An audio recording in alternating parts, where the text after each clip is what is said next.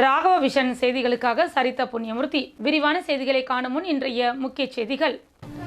புதுச்சேரி மாவட்ட ஆட்சியர் அலுவலகத்திற்கு வெடிகுண்டு மிரட்டல். வெடிகுண்டு நிபுணர்கள் சோதனையிட்டதால் பரபரப்பு. பணி நீக்கம் செய்யப்பட்ட ஆசிரியர்கள் இரவு முழுவதும் விடிய விடிய சட்டமன்றம் எதிரே போராட்டம். புதுச்சேரியில் பெய்த மிதமான மழை காரணமாக வெப்பம் தணிந்து குளிர்ச்சியான சூழல். மக்கள் மகிழ்ச்சி. கோடை காலத்தை ஒட்டி மண்பானை விற்பனை அதிகரிப்பு. முருங்கம்பாக்கம் கைவினை கிராமத்தில் மண்பானை தயாரிக்கும் தொழில் தீவிரம். இனி விரிவான செய்திகள். புதுச்சேரி மாவட்ட ஆட்சியருக்கு வந்த வெடிகுண்டு மிரட்டலால் பரபரப்பு ஏற்பட்டது. புதுச்சேரி வழுதாவூர் சாலை பேட்டையின் சத்திரம் பகுதியில் அமைந்துள்ளது மாவட்ட ஆட்சியர் அலுவலகம். 3 தளங்களை கொண்ட இந்த அலுவலகத்தில் ஒரு தளத்தில் இந்து சமய அறநிலையத்துறை அலுவலகம் செயல்பட்டு வருகின்றது. நாள்தோறும் மாவட்ட ஆட்சியரை சந்திக்க பொதுமக்கள், அதிகாரிகள் என பலர் மாவட்ட ஆட்சியர் அலுவலகத்திற்கு வந்து செல்கின்றனர். இந்நிலையில் இன்று அலுவலகம் சென்ற மாவட்ட ஆட்சியர் குலோத்துங்கனின் மெயிலுக்கு ஒரு இமெயில் வந்திருந்தது. அதில் மாவட்ட ஆட்சியர் அலுவலகத்தில் ஹைட்ரோஜன் பேஸ்ட் வெடிகுண்டு வைக்கப்பட்டுள்ளதாகவும் அது வெடித்தால் ஆட்சியர் அலுவலகம் தரைமட்டமாகும் எனவும் குறிப்பிடப்பட்டிருந்தது. இதனை கண்ட ஆட்சியர் குலோத்துங்கன் உடனடியாக தன்வந்திரி நகர் காவல் நிலையத்திற்கு தெரியப்படுத்தினார். இதனைத் தொடர்ந்து 2 எஸ்பிக்கள் தலைமையில் போலீசார் மற்றும் வெடிகுண்டு நிபுணர்கள் மோப்பனாய் உதவியுடன் மாவட்ட ஆட்சியர் அலுவலகத்தில் சோதனையில் ஈடுபட்டனர். அங்கிருந்த ஊழியர்கள் அனைவரையும் வெளியேற்றிவிட்டு ஒவ்வொரு தளமாக சோதனையிட்டனர். மேலும் ஆட்சியர் அலுவலகம் அமைந்துள்ள பகுதியை முழுவதும் போலீசார் தங்களது கட்டுப்பாட்டிற்குள் கொண்டு வந்து அந்த பகுதியில் பொதுமக்கள் மற்றும் வாகனங்கள் செல்ல தடை விதித்தனர். சுமார் 1 மணி நேரத்திற்கும் மேலாக நடைபெற்ற சோதனையில் வெடிகுண்டு வைத்திருப்பதாக வந்த மிரட்டல் புரளி என தெரிய வந்தது. மேலும் ஆட்சியருக்கு வந்த மெயில் குறித்து சைபர் கிரைம் போலீசாரும் விசாரணை மேற்கொண்டு வருகின்றனர். இன்று மாலைக்குள் மெயில் எங்கிருந்து வந்தது என்பது தெரிய வரும் என அவர்கள் தெரிவித்துள்ளனர். மாவட்ட ஆட்சியர் அலுவலகத்திற்கு வந்த வெடிகுண்டு மிரட்டல் புதுச்சேரியில் பரபரப்பை ஏற்படுத்தியுள்ளது.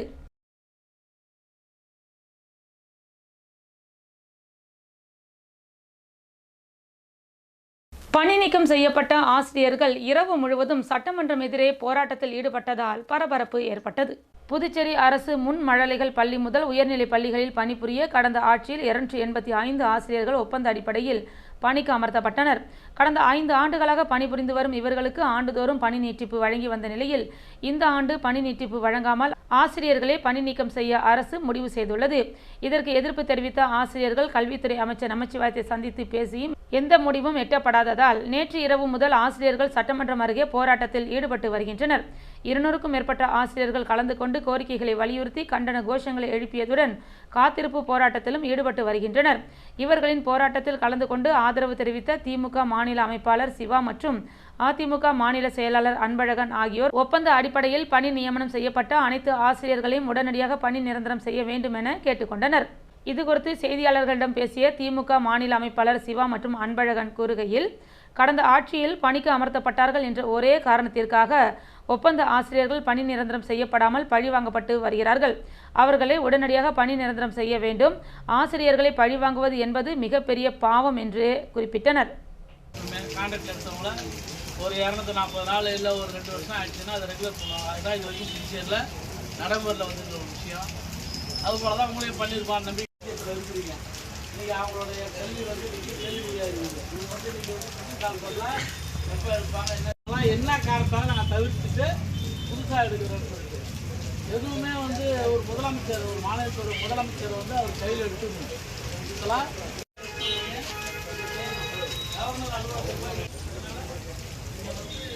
புதுச்சேரியில் பெய்த மிதமான மழை காரணமாக வெப்பம் தணிந்து குளிர்ச்சியான சூழல் நிலவுகின்றது. குமரி கடல் மற்றும் லட்சத்தீவு பகுதிகளில் நிலவும் வளிமண்டல கீழடுக்கு சுழற்சி காரணமாக தமிழகம் மற்றும் புதுச்சேரியில் கனமழை பெய்யும் என சென்னை வானிலை மையம் தெரிவித்திருந்தது. இந்நிலையில் புதுச்சேரியில் இன்று காலை முதல் வானம் மேகமூட்டத்துடன் காணப்பட்ட நிலையில் அவ்வப்போது மிதமான மழை பெய்து வருகின்றது. நகர பகுதியான ராஜ்பவன், முத்தியால்பேட்டை, முதலியார்பேட்டை, உப்பளம் உள்ளிட்ட பகுதிகளிலும் வில்லியனூர், ஏம்பலம், நெட்டப்பாக்கம் உள்ளிட்ட கிராம பகுதிகளிலும் மிதமான மழை பெய்தது.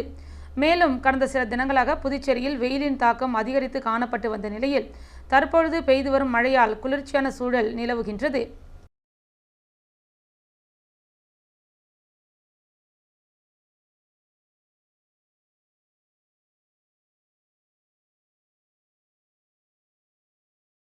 கோடை காலத்தை ஒட்டி மண்பானை விற்பனை அதிகரித்துள்ளதால் முருங்கம்பாக்கத்தில் உள்ள கைவினை கிராமத்தில் மண்பானை தயாரிக்கும் தொழில் தீவிரமடைந்துள்ளது.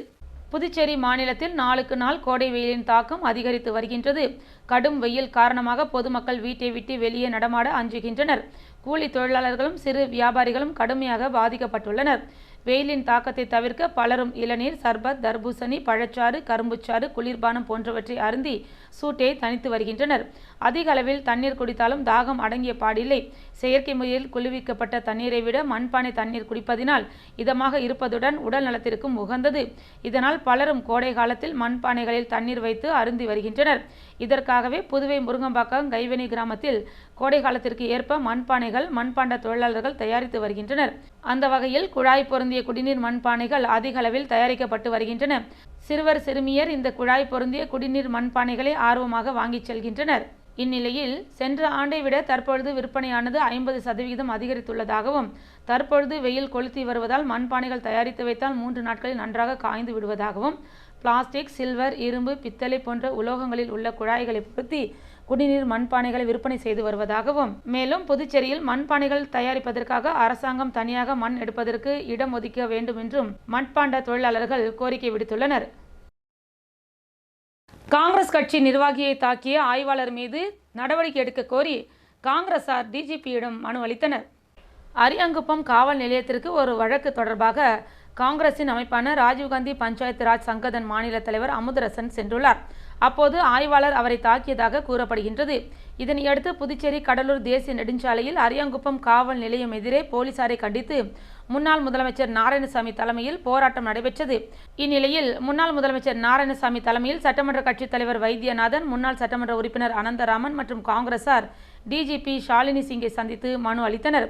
பின்னர் செய்தியாளர்களை சந்தித்த நாராயணசாமி கூறுகையில், அரியாங்குப்பம் பகுதியில் நில அபகரிப்புகள் அதிகரித்து வருகின்றன. இதற்கு பல காவல் நிலையத்தில் பணியாற்றும் அதிகாரிகளும் துணையாக உள்ளனர். இரவு ரோந்து செல்வது குறைந்துள்ளதால் ரவுடிகள் உலா வருகின்றனர். இதனால் காவல் நிலையத்திற்கு சென்ற அமுதரசனை தாக்கிய இன்ஸ்பெக்டர் மீது நடவடிக்கை எடுக்க வேண்டும். இவர் மனித உரிமையை மீறியுள்ளார். மக்கள் காவல் நிலையம் வர அஞ்சுவார்கள். அமுதரசன் தந்த புகாரின் பேரில் கலையரசன் மீது வழக்கு பதிவு செய்து துறை ரீதியான விசாரணையை நடத்த வேண்டும். அதுவரை அவரை சஸ்பெண்ட் செய்ய வேண்டும் என அவர் தெரிவித்தார்.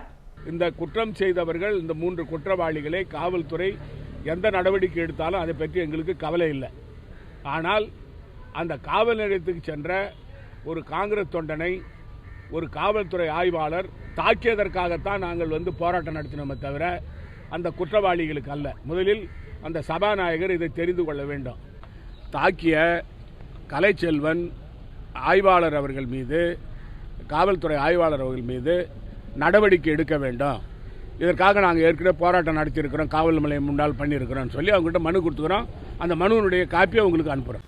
கோடை காலங்களில் நோய்களிலிருந்து தற்காத்துக் கொள்வது குறித்து மருத்துவர்கள் ஆலோசனை வழங்கியுள்ளனர். புதுச்சேரியில் நாளுக்கு நாள் கோடை வெயிலின் தாக்கம் அதிகரித்து வருகின்றது. ஏப்ரல் மாதம் துவக்கத்திலேயே வெயிலின் தாக்கமானது தொடர்ந்து அதிகரித்து வரும் நிலையில் சித்திரை மாதத்தில் வெயிலின் வெப்பத்தின் தாக்கம் இன்னும் அதிகரிக்கும். இதனால் பொதுமக்கள் பல்வேறு இன்னல்களுக்கு ஆளாக வேண்டிய சூழல் ஏற்படும். இதுகுறித்து மருத்துவர் கூறுகையில், தமிழகத்தை பொறுத்தவரை இயற்கையாகவே கோடை காலங்களில் தர்பூசணி, வெண்பூசணி, பூசணிக்காய் போன்ற நீர் சத்து மிகுந்த காய்கறிகள் வளரும். இது கோடை காலங்களில் மக்களின் நீர் சத்துக்களை அதிகரிக்க இயற்கை அளித்த கொடை. முடிந்தவரை மக்கள் இதனை பயன்படுத்தி நீர் சத்துக்களை அதிகரித்துக் கொள்ள வேண்டும். அது மட்டுமின்றி கொடிய அம்மை நோய் மற்றும் மூலம், அக்கி போன்ற உடல் வெப்பத்தால் ஏற்படும் நோய்கள் பாதிப்புகளிலிருந்தும் எவ்வாறு பாதுகாப்பது என்பது குறித்தும் விரிவாக கூறியுள்ளார். அதன்படி சிறுகீரை, அரைக்கீரை, பொன்னாங்கண்ணி, பசலைக்கீரை போன்ற கீரைகள் உட்கொள்வதால் உடல் வெப்பம் தணிந்து குளிர்ச்சியாகி அம்மை நோய் மற்றும் அக்கி, மூலம் உள்ளிட்ட வெப்பத்தால் ஏற்படும் நோய்கள் வராது. அது மட்டுமின்றி முடிந்தவரை தயிர், மோர் போன்றவற்றை உணவுகளில் சேர்த்துக் கொள்வதால் உடல் குளிர்ச்சியாகி பல்வேறு நோய்களிலிருந்து பாதுகாத்துக் கொள்வதோடு உடல் வெப்பமும் குறையும். செரிமான பிரச்சனைகள் உள்ளவர்கள் தயிரை சேர்த்துக் கொள்ளாமல் மோரினை சேர்த்துக் கொள்ளலாம். அது மட்டுமின்றி முடிந்தவரை உப்பு, புளி, காரம் போன்ற உணவுகளை அதிகமாக சேர்த்து கொள்ளாமல் பார்த்து கொள்வது அவசியம்.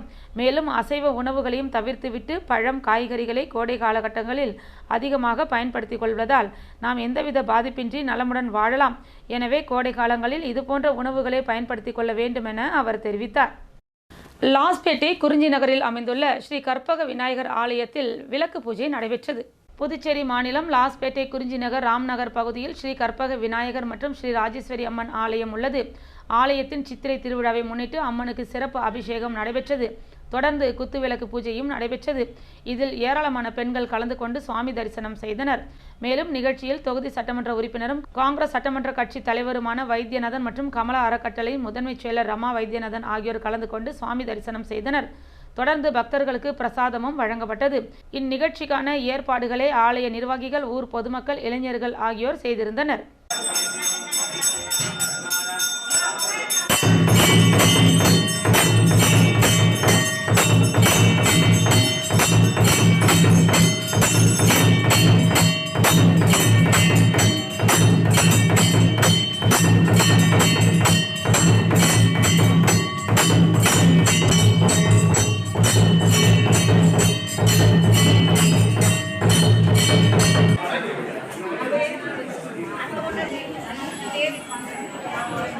களித்தீர்த்தால் குப்பம் கிராமத்தில் கால்நடை சேவையை சட்டமன்ற உறுப்பினர் அங்காளன் துவக்கி வைத்தார்.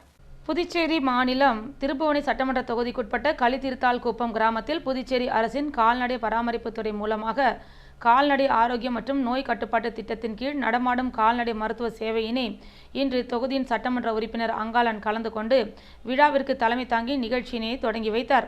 மேலும் விழாவில் மதகடிப்பட்டு கால்நடை மருத்துவர் டாக்டர் செங்கேனி மற்றும் நடமாடும் கால்நடை மருத்துவ ஊர்தியின் மருத்துவர் டாக்டர் ஹேமந்த் மற்றும் ஊர் முக்கிய பிரமுகர்கள் பலர் கலந்து கொண்டனர். பாகூர் கடற்கரை கிராமங்களில் ஆழ்துளை கிணறு அமைக்கப்பட்டு பொதுமக்களின் பயன்பாட்டிற்கு கொண்டு வரும் நிகழ்ச்சி நடைபெற்றது. பாகூர் கொம்யூனில் உள்ள கடற்கரை கிராமங்களில் கடல் நீர் உட்புகுந்து குடிநீரின் தரம் குறைந்துள்ளது. இதனால் ஏற்பட்ட குடிநீர் பற்றாக்குறையை போக்கும் வகையில் பாகூர் கொம்யூனில் கடற்கரை கிராமங்களுக்கு தரமான குடிநீர் விநியோகம் செய்யும் வகையில் 9 இடங்களில் ஆழ்துளை கிணறுகள் அமைக்கப்பட்டு அதனை சார்ந்த பணிகளான மின் மோட்டார் பொருத்துதல், குடிநீர் குழாய் இணைத்தல் போன்ற பணிகள் மேற்கொள்ளப்பட்டது.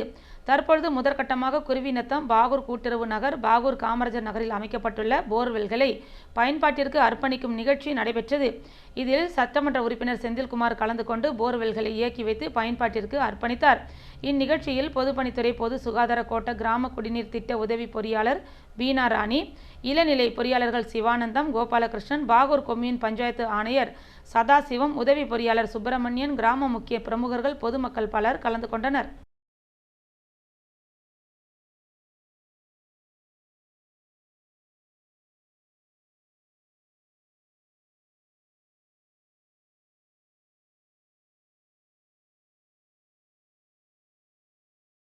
வில்லியனூர் மாதா கோவில் வீதியில் வாய்க்கால் அமைக்கும் பணிக்கான பூமி பூஜை நடைபெற்றது. வில்லியனூர் சட்டமன்ற தொகுதிக்குட்பட்ட வில்லியனூர் மாதா கோவில் வீதி மற்றும் மார்க்கெட் வீதி ஆகிய பகுதிகளில் பொதுப்பணித்துறை சாலைகள் மற்றும் கட்டிடங்கள் தெற்கு பிரிவு மூலம் 25,25,000 ரூபாய் மதிப்பீட்டில் எல் மற்றும் யூ வடிவ வாய்க்கால் அமைக்கும் பணிக்கான பூமி பூஜை நடைபெற்றது. இந்நிகழ்ச்சியில் தொகுதி சட்டமன்ற உறுப்பினரும் சட்டமன்ற எதிர்க்கட்சி தலைவருமான சிவா கலந்து கொண்டு வாய்க்கால் அமைக்கும் பணியினை பூமி பூஜை செய்து தொடங்கி வைத்தார்.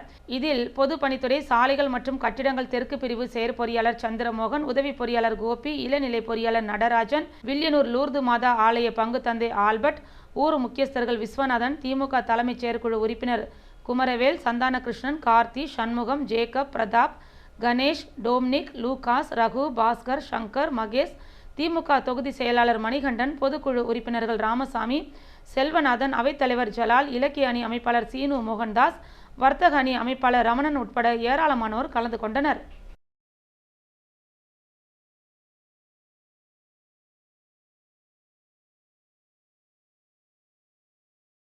புதுவையில் இன்றைய தங்கம் மற்றும் வெள்ளி விலை நிலவரம்.